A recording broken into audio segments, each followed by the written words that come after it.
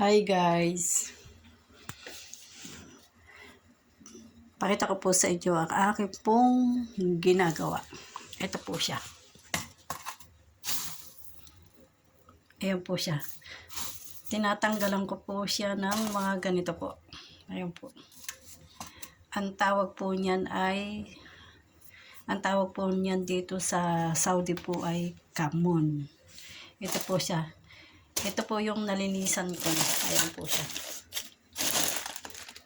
Malinis na po yan. Ilalagay ko po yan sa freezer. Tapos, ito po yan. Kailangan po malinis. Lulutuin pa po yan. Isasangag pa po yan. Ayan po. Kailangan po malinis na malinis po yan.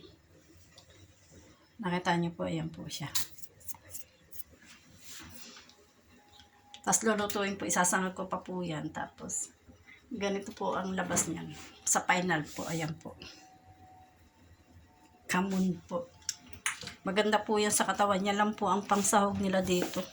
Pag po nagluluto. Ang tawag po dito ay kamon. Ayan po siya.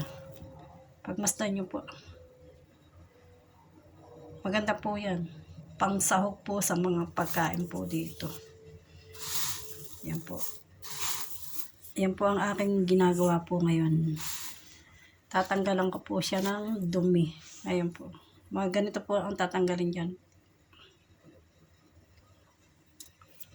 Salamat po and God bless po sa atin lahat.